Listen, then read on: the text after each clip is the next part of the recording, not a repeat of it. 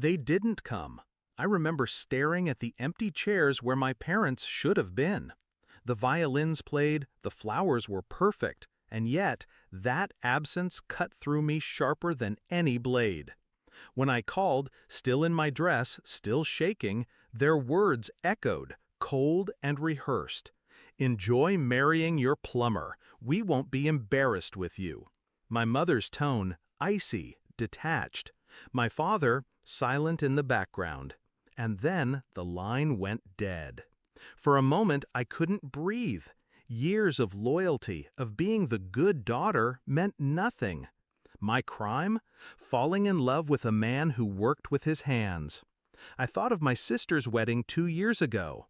White doves, crystal chandeliers, a five-star venue. My parents floated across that ballroom like royalty, drunk on admiration. They spared no expense, $60,000 to prove their daughter's worth. And me? I was the maid of honor, smiling through speeches, covering the bills they forgot to pay, making sure everything ran smoothly. I thought it was love. I thought that loyalty mattered. But when it was my turn, they erased me. At first, the pain consumed me. Nights staring at the ceiling, asking myself what I did wrong.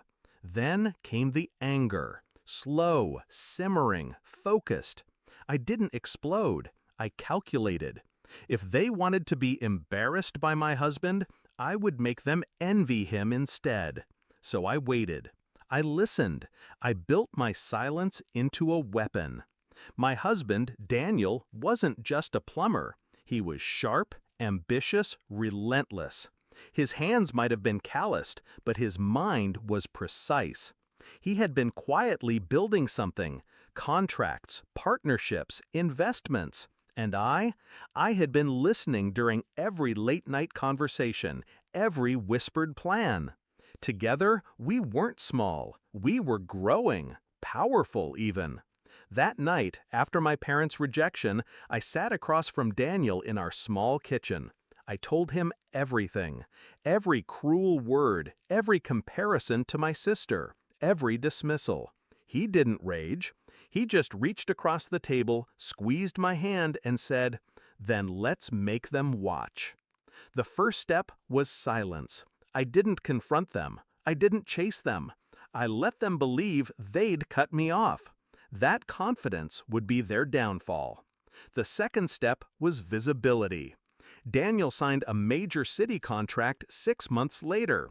His company trucks bore our name in bold letters.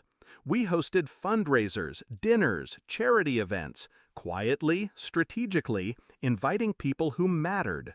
I made sure the photos circulated. I made sure the right people tagged me. Then came my move. On the morning after our 1-year anniversary, I sent my parents a single photo. Just one.